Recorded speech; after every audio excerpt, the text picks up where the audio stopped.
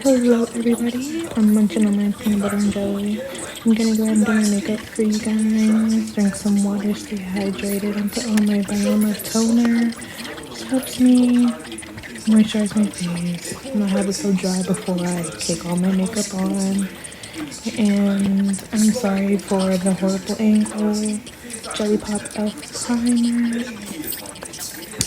I wanted to take pictures today and make content, but the makeup came out alright. I didn't really want to do my hair, do too much of my hair. I was just feeling lazy, but I wanted to do my makeup, so kudos to that for me even wanting to let do it. But yeah, just making sure that dries and stays in place. But I had a good time doing my makeup. I feel like the look was cute. I should have just done my hair, but I was over it at this point, and it took me quite a bit. But sorry, the bruise in my nose. I'm really bummed out. I'm not gonna be making any more Sims content just because my Sims doesn't work anymore. I don't know what's the real reason for it, but saying that they have new owners now, that might be something. Probably because nobody really plays The Sims like base game. Everybody plays with mods now, like the vast majority of people. And maybe I can pirate it. I'll have to see.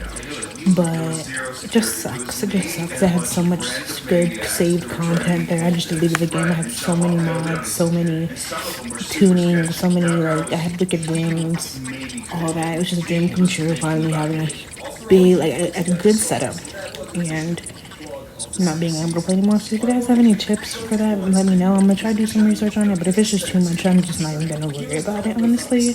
I think I want to start playing some horror games and just get into that. Maybe I'll stream some horror games, record me playing some horror games. I do like scary stuff, but the games, I don't know, I'd rather watch somebody else play it. But I mean, that's the fun of playing a game, is actually getting into it and playing it for the first time. So I've been playing Outlast Trials with my boyfriend lately. It's really fun. I need to play it by myself instead of with him, and because I don't be doing none of the work. But it's fun. I get the concept now. It's just find what you gotta do, and get your shit, and get out. And try not to get caught, hide. That's mostly the trick with these kind of games. With a lot of horror games, it's not about fighting back. It's just about the story and running away. And I hate that feeling. I hate being chased, but I mean, it's honestly fun. It's fun. You really get immersed into it. So if you guys have any horror game recommendations, let me know. I really want to play Resident Evil, but I'm kind of slow with the puzzles and stuff, so maybe I can do it on easy mode or something. But I know the first Resident Evils are a little bit choppy, but those are OG games, those are very popular. One of the most popular zombie video games ever. I love zombies and all that, but my favorite video game of all time is The Last of Us. So I mean, I should like it, I suppose, but I really gotta put some thinking into it, which shouldn't be too bad. But I don't really like thinking. When I play video games, I just kind of want to I just want to play. I just want to fuck around and play.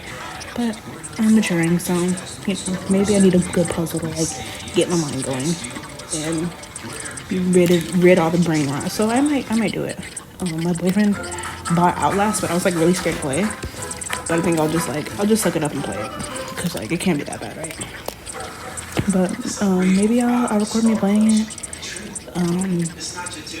And yeah, my boyfriend introduced me to this game called Fear and Hunger, but that game is so freaking tricky, and I mean, it's interesting. It's a lot. It's very nerdy, very eerie. But I kind of like it. I haven't picked it up again because it's hard. And if you guys know anything about the game, y'all know how difficult it is. You can fuck up any moment. You can die any moment. It's a strategy game. It's basically just a strategy survival horror game. You have to do coin flips to save your progress. So you can finish about 2-3 hours worth of your game, and you're ready to save. You can't save it. So it sucks. But I mean, I never get that far anyway. But it sucks with The Sims. It really sucks. But maybe I can play the base game. I don't know. I play the base game all me growing up. But then I'm whenever I finally get the chance to play mods, I'm gonna play the mods, and that's the only way to play, honestly. I mean, there's just so much you can do on base game. My Sims look like freaking different people baddies. I don't want no APC ass sim. Like, I don't want that. I want a baddie sim, like Y2K sim. I don't want the EA bullshit. I don't care for that. It sucks. It sucks. It sucks. When you can, like, I literally had my Sims listen to like heavy metal. Like, it was like a vinyl player, and it played like actual music, no like Sim shit. And I know Simlish is like funny, whatever, but it was just cool. Like, I just made it more realistic as it went by. I'd have like toxic traits. I remember I had my Sim run away, like Teen Sim run away. I had storylines. It made it so much more like immersive and realistic and fun. I had my Sims addicted to a bunch of drugs. Like, I can't, and you can't do that. You can't do that on Day Sim. There's no other way to play, dude. There's no other way to play, and your friends are, your Sims are going through like withdrawals and stuff. Like, that's freaking cool. Like, you know. But I mean, it is what it is. It is what it is. Shit happens. Corporations are greedy. People are greedy. They want people to play the game, but they don't realize that nobody fucking, like, it's just so limited. And you have a community of people, of modders and custom creators that are awesome. They put so much time and effort into this stuff just to enjoy a game. But we can't have anything. We can't have anything good. And yeah, that's pretty much about it. I mean, I think this look was pretty cute. I'll probably do this again. I'm like, you know what? I have hooded eyes. I always do eyeliner looks that like don't fit my eye shape, but I think like the whole curved up Amy Winehouse eyeliner will do it for me. Cause it's more like you can see it more, and it's more bolder in my opinion. It just fits my face, honestly. And I really do love shaving my eyebrows down, and like, cause I can push them up a little bit more, so I have more room to make to do these eyeshadow looks. So I like that.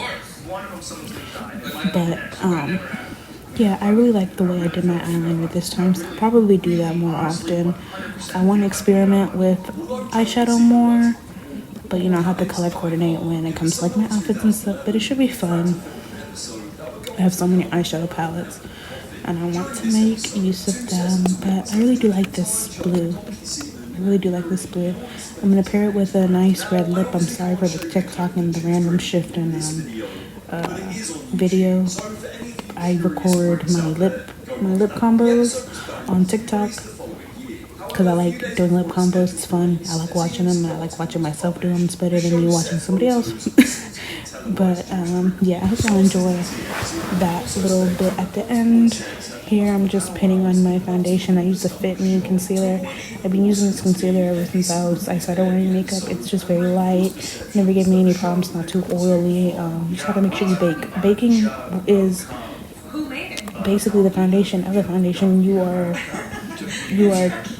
like, you are cooking it in your face, you know what I mean?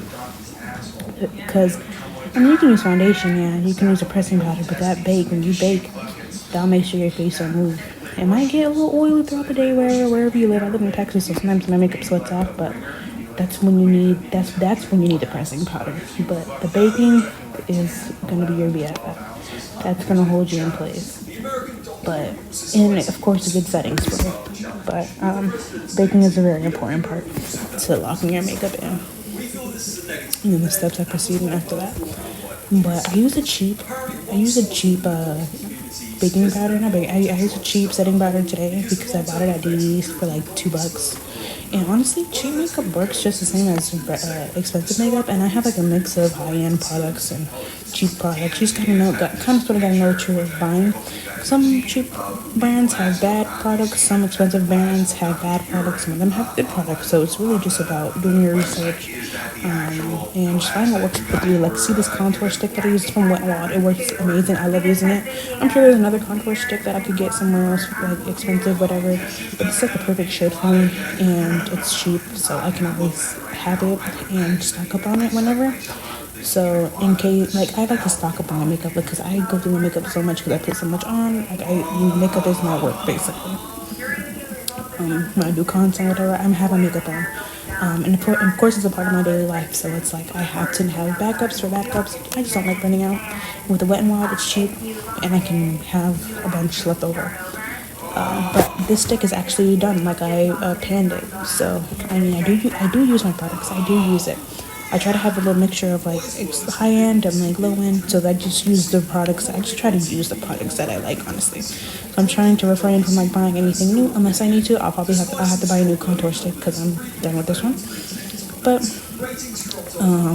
I think I might have a little bit of some left, but I'm gonna get another one because I'm running out. But yeah, here I am just contouring my nose. I want that pretty TikTok nose that how the girls have the little button nose, but I don't think I can do it. I have a black girl nose. I'm black, so I'm black as you can see. So I don't know. I just can't. I can't get that little button nose. I just can't do it. Like with the heavy contour, and it low-key looks really bad in real life. The heavy contour. So I just don't do it. I just do what fits my nose. I mean, which you should do. You should do what fits your face, what fits you, what you like to do. Here I'm gonna pick up that LA Colors setting powder, and it actually is really good. I really liked it. I really like the way that it caked on, because sometimes some setting powders, they don't like, it's just very light. Like Huda, I love the Huda setting powder because it's very light, but I like a thick powder. I like baking like how they do in RuPaul, because you know it's gonna sit, you know it's gonna stay, you know it's gonna slay, and I like that little like curvature that you make, like when you contour and blush, y'all see. So, but to get that, you have to bake really good. You have to bake it really hard to get like that like layered look that you know that what I'm about to do right there. Yeah, like that little contour you see. That's like my favorite part. But this powder is pretty good. I like the way that it glided on. I like the way that it caked on, and it blended out pretty smoothly. So I mean, I recommend this setting powder. It was only like $3. LA Colors. I got IDDs, but you can get LA Colors anywhere. This just goes to show you don't need expensive setting powder. You don't. You see something that works, and that's about it. So I'm putting them on my forehead too, because you know it gets oily. I didn't do pressing powder just because I was only wearing this inside the house, so I didn't need to like put too much on, like put like setting powder and all that, setting spray, because I wasn't going anywhere. But baking is important, like I said. Just even if I'm taking pictures, it's important. It's important to at least bake, put some type of powder on your face so it won't look oily in pictures. But now this one might get flashback Mary. Don't worry. Now I'm gonna do my eyeliner. I'm gonna do the Amy eyeliner like how I said. Yeah, we're just gonna follow up, because this is what you need to do for hooded eyes. And then the eyeliner won't come out right. I do some good eyeliner, but this fits my face, in my opinion. Like it just fits. So I will be doing this from now on. But yeah, I hope you guys would understand what I mean. Like I have to get a thick liner on for it to pop for me. I don't know. I love a thick liner look, and my hooded eyes don't do any justice, but like just that curvature up helps a ton, and just makes it look more, I don't know, just more bold for me. And I just like the direction it's going. So yeah, it works for me.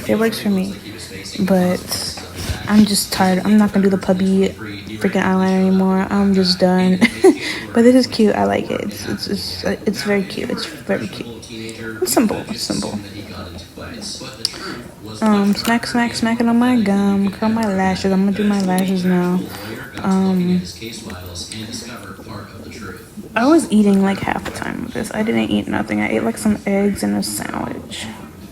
Well, I did eat something. Anyway, sorry y'all. But I've been doing good. I hope you guys have been doing good. I am gonna start school next year, so I'm excited about that. And I've been learning how to drive. No, don't shade me. I just never really got taught. Well, I can drive somewhat, but I just don't have a license. But I'm still learning. Just kind of had like a fear of driving, and then being in a car accident before.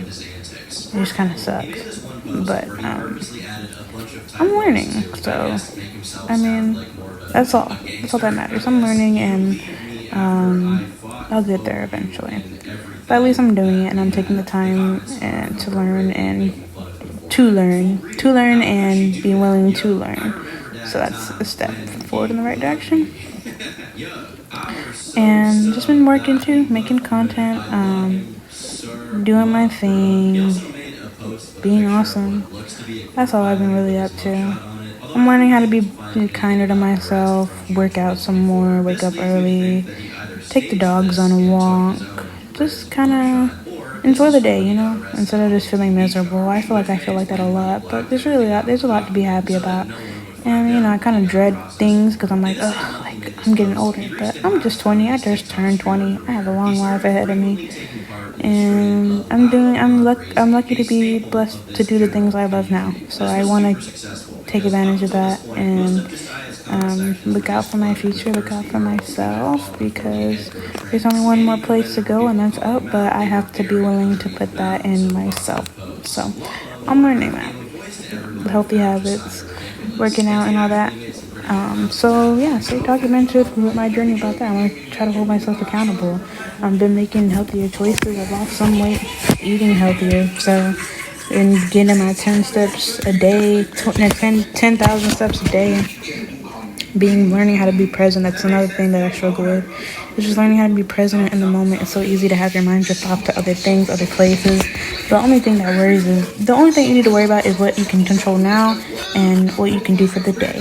And then you can worry about tomorrow. When tomorrow comes, that you can't worry about things that aren't even here yet. You gotta worry about what's happening now. And it took a while to understand. And sometimes I still struggle with that. But it's very common, just as humans, we tend to do that. So I mean, yeah, there's nothing to worry about. We still got tomorrow, the next day, and the next day, and the next day, and the next day. But I'm excited for it to start being cold. I'm excited to see my boyfriend soon. We're in like a medium distance relationship. We do live like an hour away from each other, so it's hard to see each other sometimes. We both have opposite schedules, so hopefully I can see him soon. And yeah, I mean, that's really been it. Here, I'm gonna do my lip after. Sorry y'all for my erratic hair and whatnot, but yeah, these are just cheap lip liners as well. I think it was Revlon in LA. This is like a lipstick from a bundle from Ross, like that my mom's friend got me. It's like some cheap shit, but it actually stayed on all day, so it's pretty matte. But cute. Bye, have a good day, y'all.